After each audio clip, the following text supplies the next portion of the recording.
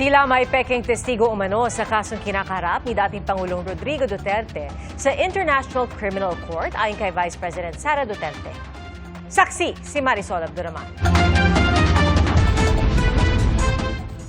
Mula sa The Hague, Netherlands, may aligasyon si Vice President Sara Duterte tungkol sa mga ihaharap na saksi sa International Criminal Court laban sa amang si dating Pangulong Rodrigo Duterte. Sabi ng Vice, tila meron daw kasama dito mga peking witness. Ang kanyang basihan, ang nabasa umano niyang affidavit ni Michael Murillo alias Rene, ang testigong iniharap sa Senado ni Senador Risa Hontiveros. Para din noon si Pastor Apollo Kibuloy at ang mag-amang Duterte.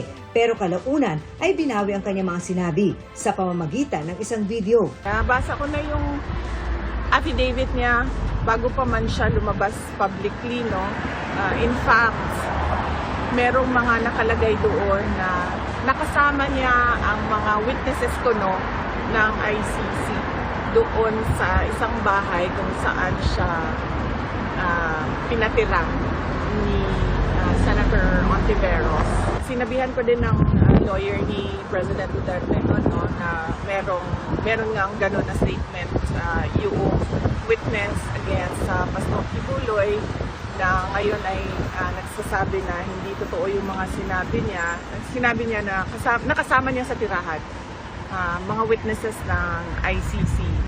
Aligasyon ni Murillo, binayaran umano siya noon para humarap sa pagdinig ng Senado, kaugnay ng mga pang-aabuso umano ng pastor.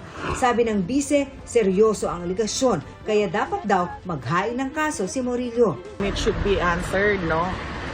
Clearly kung ano ba talaga ang nangyari, and kung sa tingin ni alias Rene na dapat siya ay mag-file din ng kaso, ay dapat gawin niya din yon para nasasabi niya yung totoo sa loob ng korte at nakakasagot din ng maayos yung mga akusado sa loob din ng korte.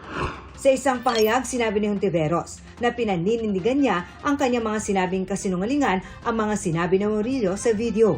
Kung meron daw bagong affidavit si Murillo na naglalaman ng mga kasinungalingan laban sa kanya at mga biktima ni Kibuloy, sa tingin niya, maaari siyang kasuhan ng perjury. Gusto rin malaman ni Hontiveros kung paano nakuha ni VP Sara ang salaysay ni Murillo bago pa ilabas ang kanyang video na tinawag niyang fake news.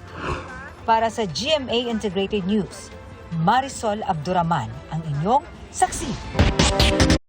Mga kapuso, maging una sa saksi. Mag-subscribe sa GMA Integrated News sa YouTube para sa iba't ibang balita.